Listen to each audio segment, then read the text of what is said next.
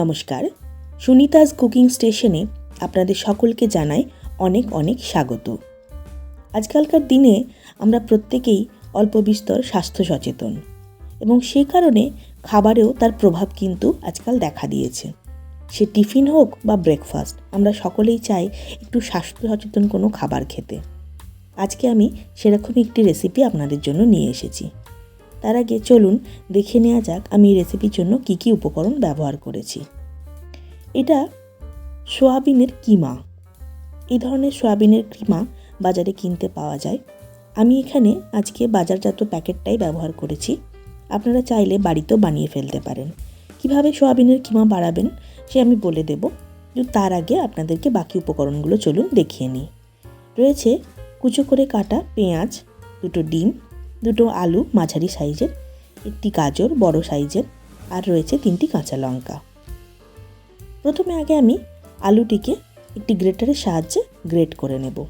আপনারা চাইলে আলুটি সেদ্ধ করে ম্যাশ করে নিতে পারেন, কিন্তু আমি কেন আলুটিকে গ্রেট করে নিচ্ছি, কারণ আলুটি গ্রেট করার পর এটিকে আমি 3-4 বার পরিষ্কার জলে ধুয়ে নেব, যার ফলে আলুর ভেতরে যে স্টার্চ রয়েছে সেটা বেরিয়ে যাবে, যে কারণে এই খাবারটি আরও বেশি হেলদি হয়ে উঠবে।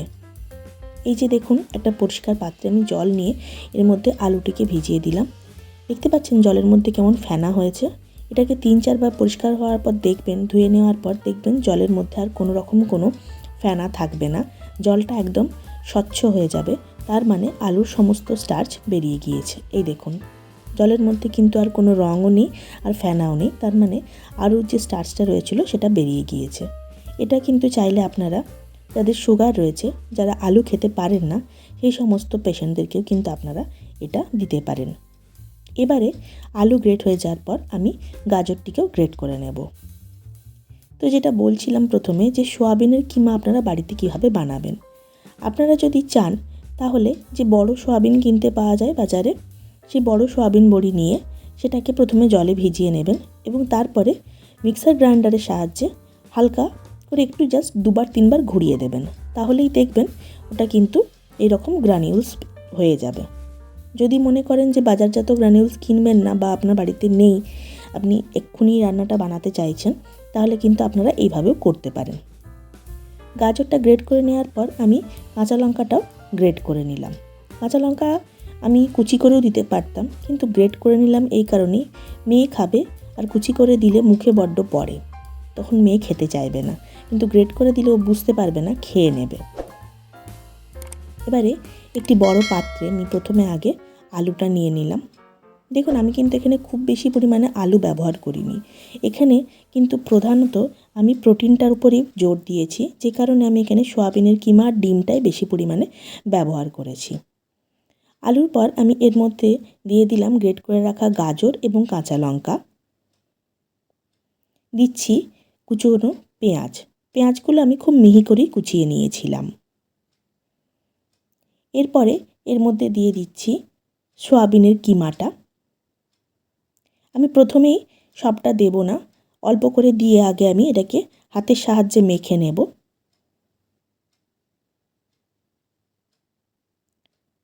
ভালো করে সবটা মিশিয়ে নেওয়ার পর, যেহেতু আলুটা গ্রেট করা এবং একটু জড়িয়ে জড়িয়ে গিয়েছে, কারণ আমি অনেকবার এটাকে ধুয়েছি এবং বেশ চিপে জল নিংড়েই তুলেছি, তাই এটাকে সবটা ভালো করে মিশিয়ে নেওয়ার পর আমি বাকি সয়াবিনের কিমাটাও অ্যাড করে দিলাম। সবটা মাখা হয়ে গেলে এর মধ্যে আমি দিয়ে দেব পরিমাণ মতো লবণ, দেব ভাজা জিরের গুঁড়ো, এটা সম্পূর্ণ অপশনাল, আপনারা নিজেদের স্বাদ অনুযায়ী দেবেন মশলা। এবারে দুটো ডিম ফাটিয়ে এর মধ্যে দিয়ে দেব,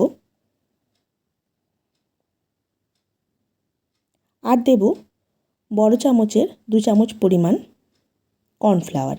প্রথমে আগে এটাকে আমরা মিশিয়ে নেব আগে ডিমের সাথে, তারপরে আমি কর্নফ্লাওয়ারটা অ্যাড করব। তার আগে দেখুন, আমি আপনাদেরকে সয়া গ্রানিউলসের প্যাকেটটা দেখিয়ে দিচ্ছি। এটা ফরচুনের সয়া গ্রানিউলস, আমি এই প্যাকেটটাই ব্যবহার করেছি।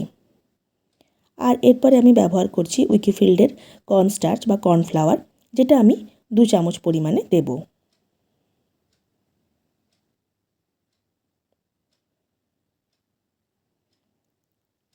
কর্নফ্লাওয়ারটা দিয়ে দেওয়ার পর এটাকেও খুব ভালো করে মিশিয়ে নেব।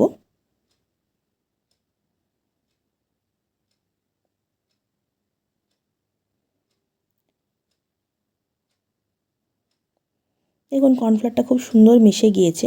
এরপরে আমি এর মধ্যে এটাকে আরেকটু ঠিক করার জন্য মোটা করার জন্য আমি এর মধ্যে দিচ্ছি সামান্য পরিমাণে সুজি। 2 চামচ মতন সুজি দিলাম এবং এটাকে আমি হাতের সাহায্যে মেখে নিয়ে কিছুক্ষণ রেস্ট হতে দেব। যেহেতু সুজি রয়েছে তাই এর জলটা একটু টেনে নেবে।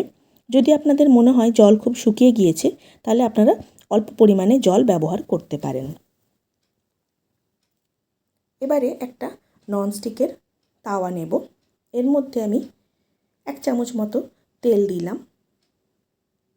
এবারে আমার তৈরি করে রাখা ব্যাটার থেকে আমি সামান্য পরিমাণে দিয়ে এটাকে খুব ভালো করে স্প্রেড করে দেব তাওয়ার উপরে। যেহেতু সুজি রয়েছে তাই এটা খুব বেশি শক্ত হবে না, তাই এটাকে দুটো খুন্তির সাহায্যে আমি খুব ভালো করে উল্টে পাল্টে ভেজে নেব।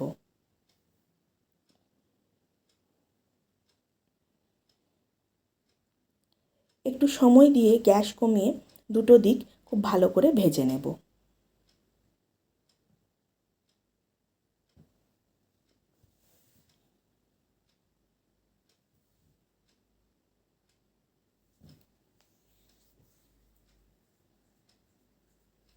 দুটো দিকই আমার খুব সুন্দর করে ভাজা হয়ে গিয়েছে, দেখতেই পাচ্ছেন। এবারে এটাকে আপনি আপনার ইচ্ছে মতন যে কোনো রকমের চাটনি বা সস দিয়ে পরিবেশন করতে পারেন। চাইলে বাচ্চাদেরকে একটু মেয়োনিজ বা চিজ দিয়েও দিতে পারেন। আপনারা অবশ্যই বাড়িতে বানাবেন এবং আমাকে জানাতে ভুলবেন না আমার আজকের রান্না আপনাদের কেমন লেগেছে। সকলে ভালো থাকবেন, সুস্থ থাকবেন আর এতদিন যেভাবে আমার পাশে থেকেছেন সেভাবেই পাশে থাকবেন। চ্যানেলটিকে লাইক, শেয়ার এবং সাবস্ক্রাইব করতে ভুলবেন না। সকলে ভালো থাকবেন। অনেক অনেক ধন্যবাদ।